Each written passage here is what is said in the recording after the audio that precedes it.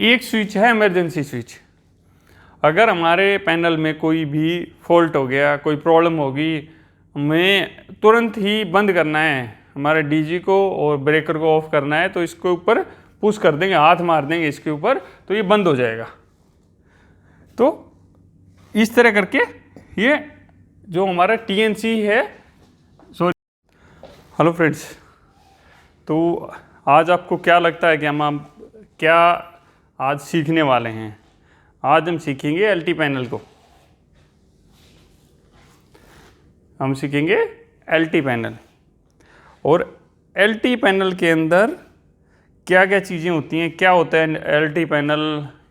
अगर आप एक टेक्नीशियन हैं, एक सुपरवाइज़र हैं, या एक एग्जीक्यूटिव हैं, या एमएसटी हैं, तो ये क्वेश्चन आप इंटरव्यू में जाएंगे तो कॉमनली पूछ लिया जाएगा। आज हम इसमें क्या क्या चीज़ें कवर करने वाले हैं, हम इसमें आज कवर करने वाले हैं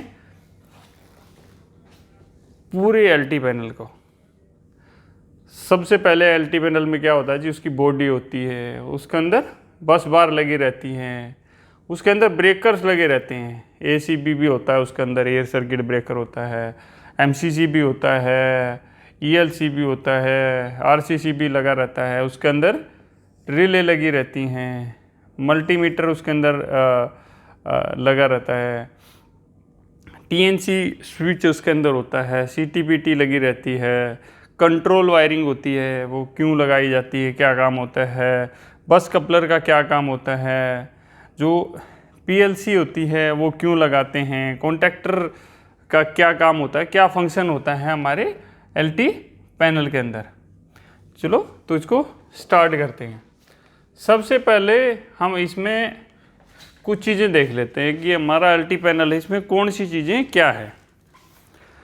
हमने पिछली वीडियो में देखा कि जी बॉडी, जो ये पूरा एलटी पैनल है, इसमें जितनी चीज़ें ये फिक्स हो रखी हैं, इसके अंदर ये जितनी ये बॉडी है, ये एक पैनल की बॉडी है। अगर हमें कोई पैनल की रिक्वायरमेंट होती है, पहले किस साइज़ का पैनल है, उसमें हमें क्या कुछ चाहिए, उसी हिसाब से एक पैनल को डिजाइन किया जाता है।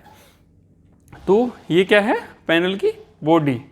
फिर क्या होगा जी, बॉडी होगी, ढांचा हो गया ये उसका। अब ढांचे के अंदर चीज़ें फिक्स करनी है। ढांचे के अंदर क्या क्या चीज़ें फिक्स करनी है, वो हम पैनल के अंदर ऑलरेडी लगी हुई ना, सारी चीज़ें देख लेते हैं कौन सी चीज़ क्या है।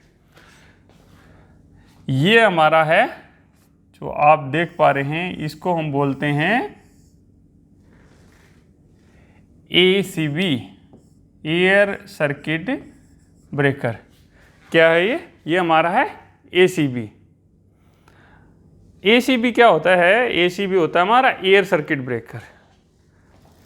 जैसे हमारी एमसीबी होती है, ईएलसीबी होती है, इसी तरह ये हमारा ब्रेकर होता है जो सप्लाई को ब्रेक करने, जोड़ने और तोड़ने के काम करते हैं। जैसे हमारा घर में स्विच होता है, ऑफ़ करना है तो हम ऑफ़ कर सकते हैं, ऑन करना है तो ऑन कर सकते हैं। बट इसमें क्या होता है, इसमें कई चीज़ें एक्स्ट्रा लगी रहती हैं। क्या होती हैं वो, सेफ्टी। इंटरव्यू में जाएंगे, सबसे पहले पूछा जाएगा एसीबी की सेफ्टी क्या होती है। तो आज हम क्या कवर करेंगे कि एसीबी की सेफ्टी क्या होती हैं, एसीबी कैसे काम करता है, क्या कुछ इसके अंदर लगा रहता है। एक ये स्विच सा देख पा रहे हैं, ये स्विच क्या है, इसको बोलते हैं टीएनसी स्विच। क्या बोलते हैं, टीएनसी, इसको टीएनसी बोलते हैं। ये जो डंडा सा रहता है, इसको पकड़ के हम इधर भी कर सकते हैं, इधर भी कर सकते हैं। इसमें ऐसे लगा रहता है ऊपर, मैं आपको अगली वीडियो में दिखा दूंगा। तो एक जगह ट्रिप होता है, एक जगह न्यूट्रल होता है, और एक जगह क्लोज होता है। बीच में न्यूट्रल होता है, एक साइड में ट्रिप होता है, एक साइड में क्लोज रहता है। यूँ इस तरह का रहता है। अगर यहाँ पे है तो ठीक है, अगर इसको ये घूम के इधर आ जाएगा तो वो ट्रिप हो जाएगा।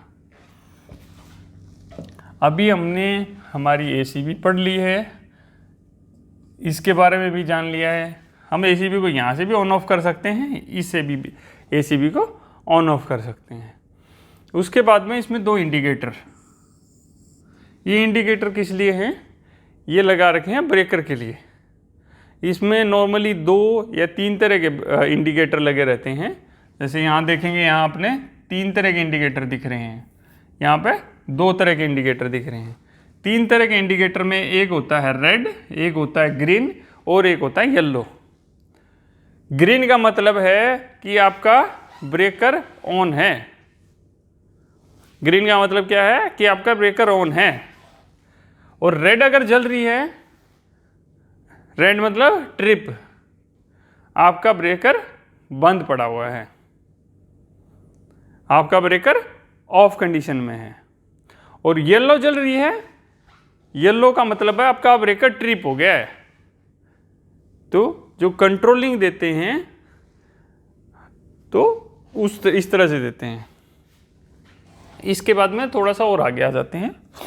ये आप देख पा रहे हैं, ये क्या है, मल्टीमीटर। इसके अंदर हमारी रीडिंग आती है पूरे पैनल की। किस तरह की रीडिंग, कि हमारा जो लोड है वो कितना चल रहा है।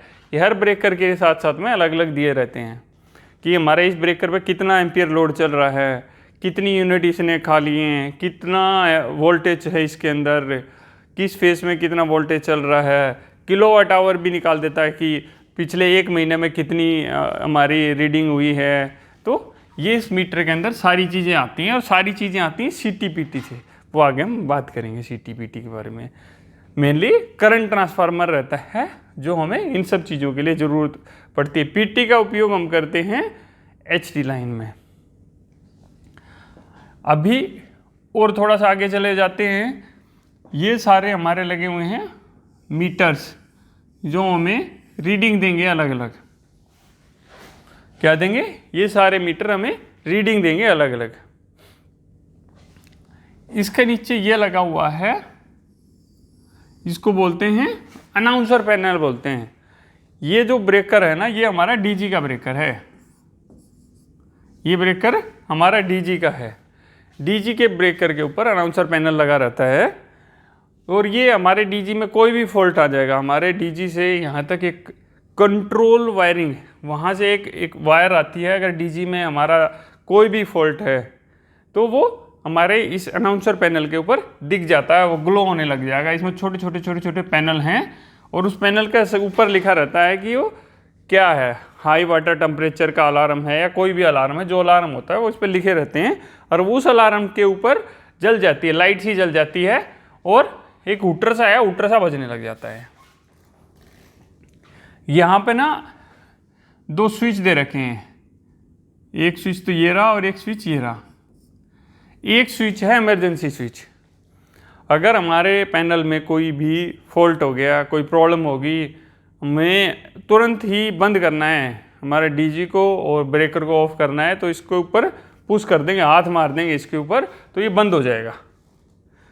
तो इस तरह करके ये जो हमारा TNC है, हमारा इमरजेंसी है, वो वर्क करेगा। ये लगे हुए हैं हमारे स्विच। अगर मेरा DG, ये नीचे जो PLC लगा हुआ है ना, अगर PLC से नहीं चल रहा है, क्या लगा हुआ है ये PLC, अगर मेरा DG PLC से नहीं चल रहा है तो मैं उसको, यहाँ पे एक सेलेक्टर स्विच होता है, ये देखिए सेलेक्टर स्विच है, मैं आपको आगे दिखा दूंगा कि सेलेक्टर स्विच दिखता कैसे है। ये हमें ये बताएगा कि हमारा जो सिस्टम है किस मोड में है, ऑटो में है, मैनुअल में है या ऑफ है। तो इसको हमें, अगर हमारा सिस्टम सही चल रहा है तो PLC को ऑटो में रखते हैं, अदरवाइज मैनुअल में हम यहीं से DG को स्टार्ट का कमांड दे सकते हैं, यहीं से DG को ब्रेकर हमें मैनुअली, सारी चीज़ें मैनुअली करनी पड़ेंगी मैनुअल में। तो अब हमने क्या क्या पढ़ लिया है, हमने इसमें सीख लिया है बेसिक चीज़ें जो पैनल के ऊपर दिख रही हैं सारी। इसके अलावा इसमें ना रिले या सेफ्टियाँ भी लगी रहती हैं, इसके अंदर सेफ्टियाँ भी लगी रहती हैं। जैसे यहाँ पे आप देखेंगे ये कुछ पैनल की सेफ्टियाँ लगी हुई हैं, तो इसमें भी लगी हुई हैं कुछ सेफ्टियाँ। कुछ सेफ्टियाँ इसके अंदर लगी रहती हैं कवर खोल के, या हमारी एसीबी के अंदर सेफ्टियाँ होती हैं। तो ये होता है सारा बेसिक हमारे पैनल का। अभी हमने सारी चीज़ें तो पढ़ ली, क्वेश्चन किसी ने कर लिया कि भैया एलटी पैनल होता क्या है, आपने बता दिया लो टेंशन पैनल, ठीक है जी। सीधे सीधे आप एक और चीज़ बोल सकते हो, जहाँ पर सप्लाई हमारे ट्रांसफार्मर और हमारे डीजी से आती है और वहाँ पर वोल्टेज सिंगल फेस में 220 220 होती है, या 240 तक, 220 से 240 तक होती है, उसको हम एलटी पैनल बोलते हैं।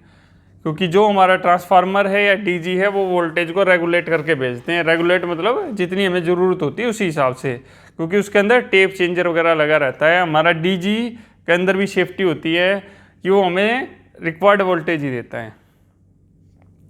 तो ये हो गया हमारा एलटी पैनल, जहाँ पर हमें आउटपुट सप्लाई डीजी और ट्रांसफार्मर से मिलती है और वोल्टेज हमारी 220 से 240 या 200 से 240 जो हमारी लो वोल्टेज रहती है वो। हमने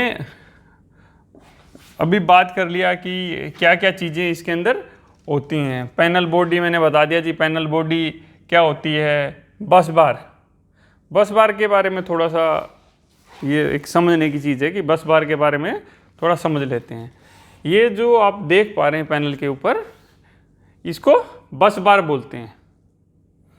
ये देखिए, ये मेरा एक छोटा पैनल है, उसी तरह बड़ा हमारा एसीबी वीसीबी लगा रहता है। एचटी में भी यूज होती है, एलटी में तो यूज करते ही करते हैं उसको।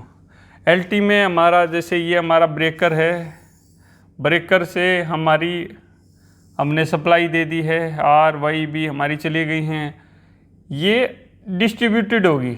ये देखो, ये एक पूरी स्ट्रिप को चला गया आगे, इस स्ट्रिप से दुनिया भर की एमसीबी को और उन सबको सप्लाई मिल गई। अगर इसकी जगह मैं केबल यूज करता तो पॉसिबिलिटी नहीं थी कि मैं इस तरह कनेक्शन कर पाऊँ। जैसे यहाँ हम देख रहे हैं कि हमारी जो केबल्स हैं, बहुत सारी केबल आई हैं, ये हमारी बस बार में आके जुड़ गई हैं सारी, ये हमारी सारी बस बार में आके जुड़ी हुई हैं।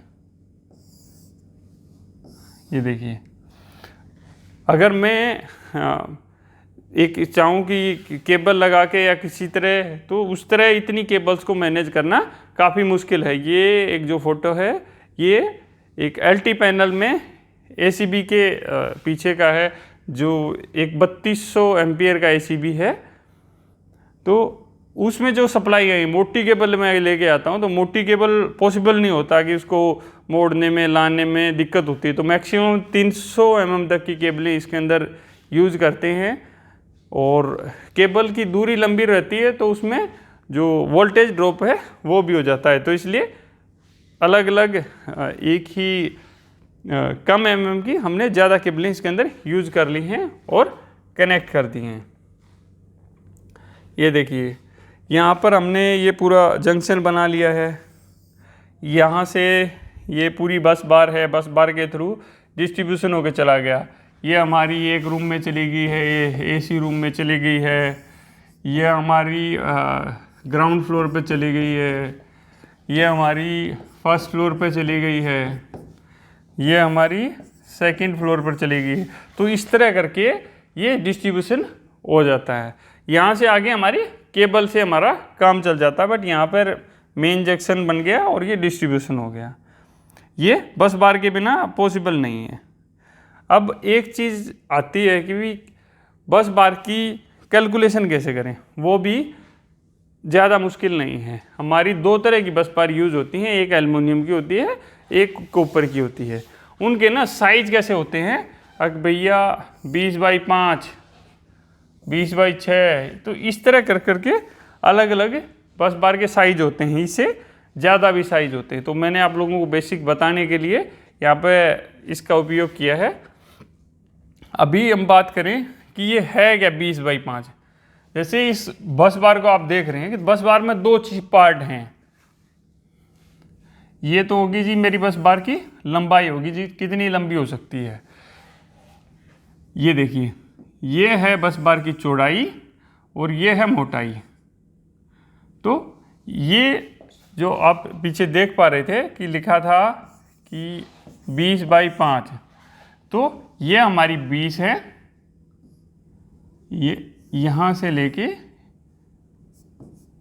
यहाँ तक, और 5 क्या है, 5 इसकी मोटाई है, 5 इसकी मोटाई है 20/5। तो इस तरह हमारी बस बार होती है।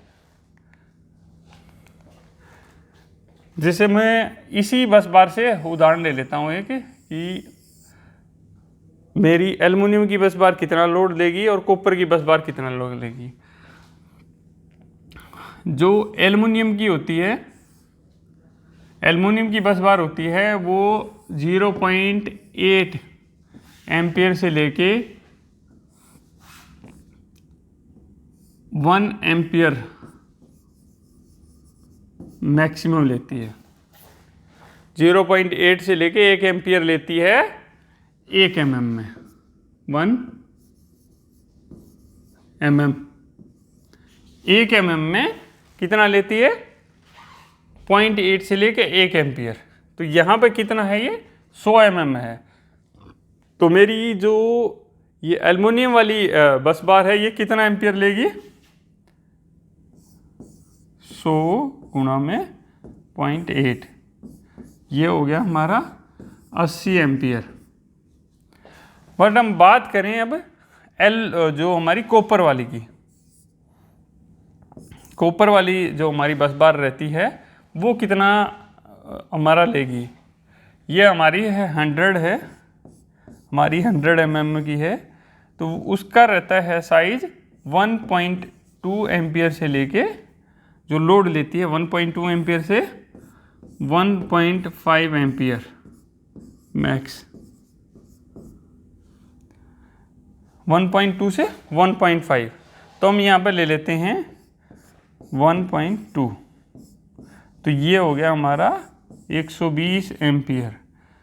जो हमारी एक साइज की बस बार है, हमारी कॉपर की है तो 80 एम्पियर लेगी, सॉरी एल्युमिनियम की है तो 80 लेगी, और कॉपर की है तो हमारी 120 एम्पियर लेगी।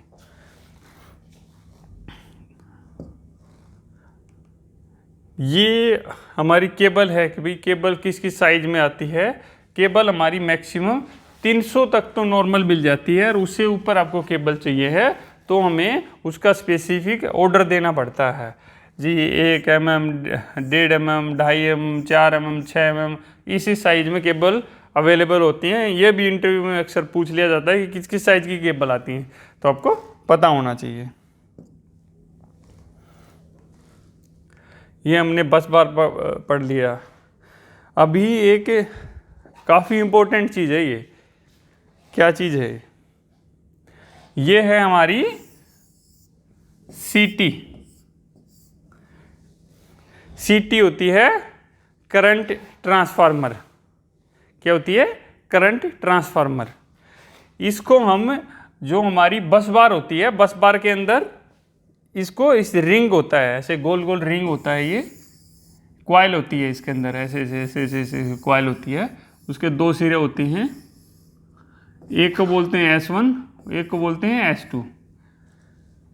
तो यहाँ पे भी देख पा रहे हो ये S2 है और ये S1 है। तो 2 सिरे इसके अंदर होते हैं, एक होता है S1, एक होता है S2।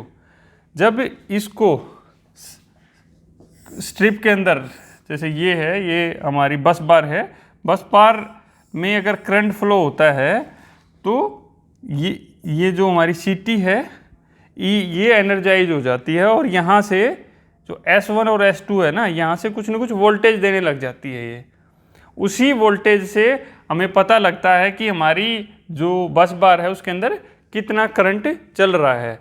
वो हमारे सीटी के रेशो से, जैसे ये वाली जो सीटी इसमें लगी हुई है, ये लगी हुई है 1600/5 की, 5 एम्पियर।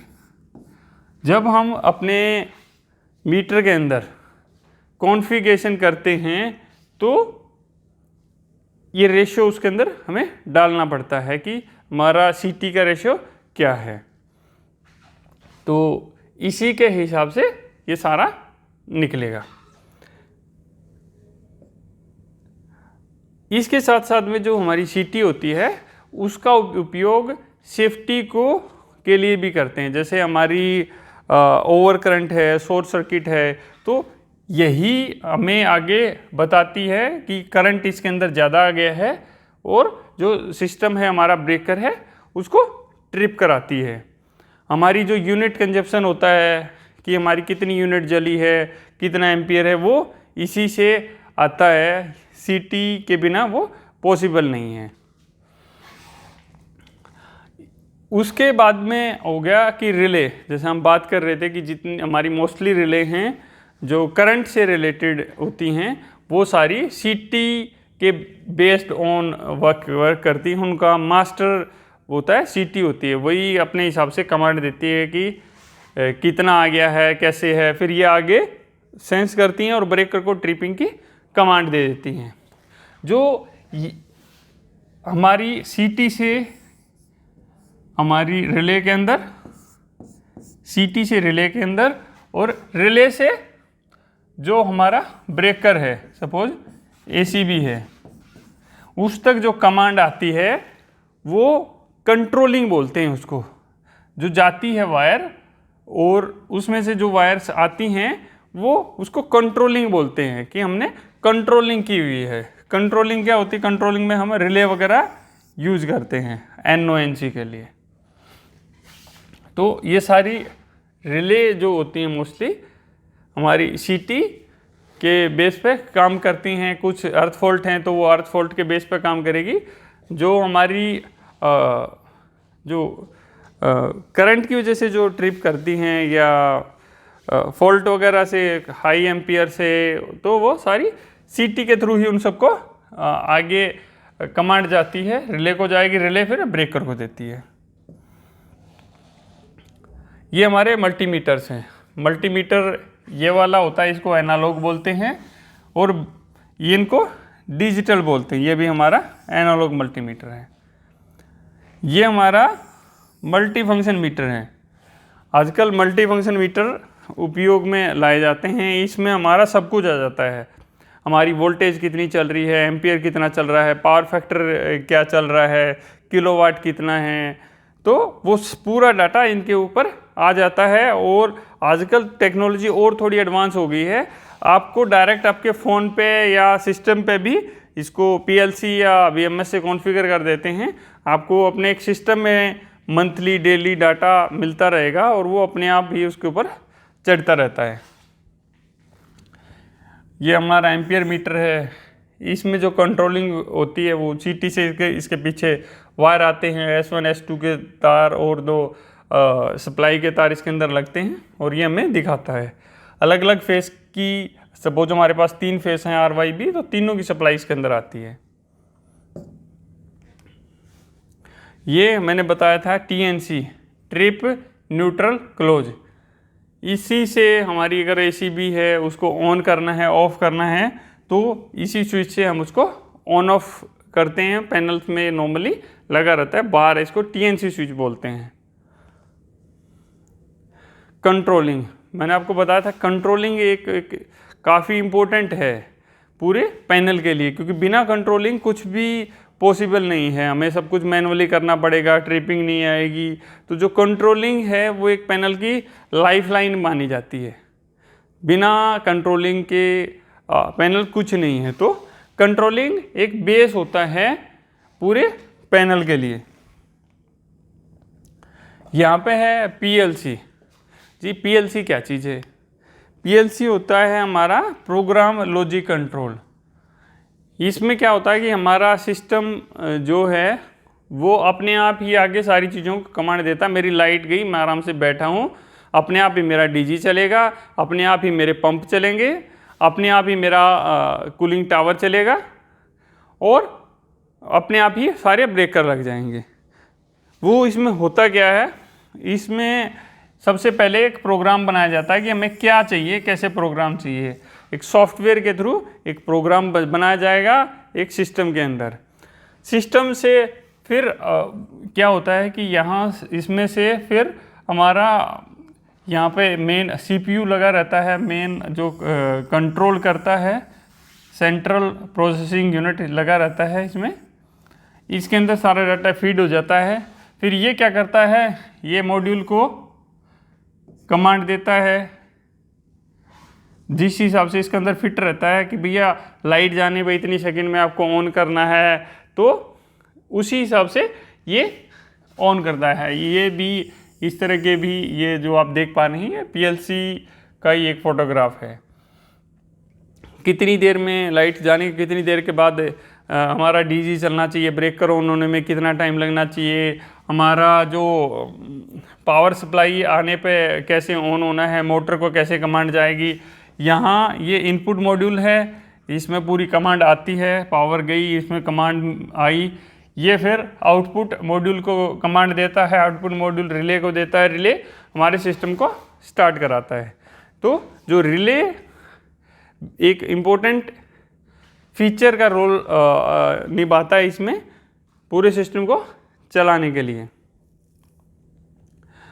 हमारा एसीबी है, एसीबी एक मैं बताया कि एसीबी एक हमारा जो ब्रेकर है उसकी लाइफ है। ये हमारा ब्रेकर है, एयर सर्किट ब्रेकर है। सबसे ज़्यादा क्वेश्चन इसी के बारे में पूछे जाएंगे और सबसे बाद में हम इसका बात कर रहे हैं, अगर आप तक वीडियो देख रहे हैं तो। एसीबी होता है एयर सर्किट ब्रेकर। क्या होता है ये? Air circuit breaker. Air circuit breaker दो तरह के होते हैं। पहले कुछ क्वेश्चन उस पर बात कर लेते हैं कि उसमें क्या क्या क्वेश्चन नॉर्मली पूछे जाते हैं। एसीबी क्या होता है जी, हमने बता दिया, एयर सर्किट ब्रेकर। एसीबी क्यों कहते हैं? इसके जो फिक्स कॉन्टैक्ट और मूविंग कॉन्टैक्ट होते हैं ना, वो एयर में लगते हैं। जैसे वैक्यूम होता है, वीसीबी होता है, उसमें एक वैक्यूम बोतल के अंदर कॉन्टैक्ट लगेंगे, तो इसके अंदर एयर के अंदर कॉन्टैक्ट लगते हैं, इसलिए इसको एयर सर्किट ब्रेकर बोला जाता है। ये हमारा नॉर्मल 440 में यूज़ कर सकते हैं। कई बार इंटरव्यू पूछ लेता, भैया इसको हम लगा सकते हैं क्या एचटी में भी? अरे भाई ये तो 400। हाँ जी, एक चीज़ और उसने जोड़ दी उसमें कि जो मेरा सप्लाई है ना, सिर्फ 200 एम्पियर का मेरा उधर ब्रेकर लगा हुआ है, बट मेरा तो 3200 का लगा है। एलटी में तो 3200 एम्पियर का लगा है, और जो एचटी में लगा है मेरा 600 एम्पियर का ही लगा है। तो क्या लगा लेंगे?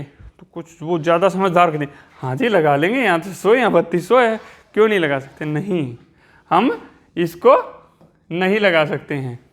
ये हमारा एलटी के लिए डिज़ाइन है। अगर हमने इसमें लगाया, वोल्टेज जो रहेगी वो काफ़ी ज़्यादा रहेगी, जैसे ही कॉन्टैक्ट लगेंगे आग लग जाएगी, ब्रेकर हमारा सारा जल जाएगा।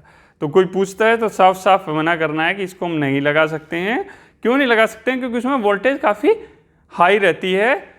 अगर जब मूविंग और फिक्स कॉन्टैक्ट आपस में लगेंगे तो उसके अंदर बहुत ज़्यादा स्पार्क होगा और हमारा पैनल उड़ सकता है। उड़ सकता है, नहीं उड़ेगा ही उड़ेगा।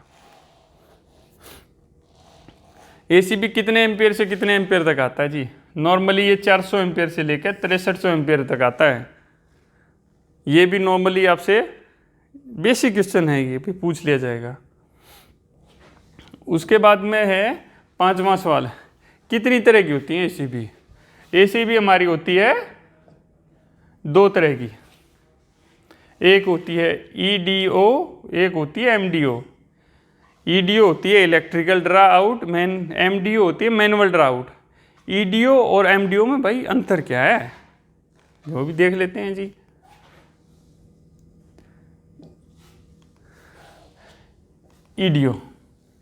ईडीओ में जो मोटर को चार्ज किया जाता है, स्प्रिंग के साथ चार्ज किया जाता है, इसमें हैंडल का जरूरत नहीं पड़ती, इसमें सेफ्टियाँ वगैरह काफ़ी ज़्यादा होती हैं। एमडीओ होती है, एमडीओ में क्या होता है कि जो हमारी लाइट चली गई उसको चार्ज करना पड़ेगा, मैनुअली उसको चार्ज करना पड़ेगा। उसके अंदर जो सेफ्टियाँ होती हैं वो भी काफ़ी कम रहती हैं।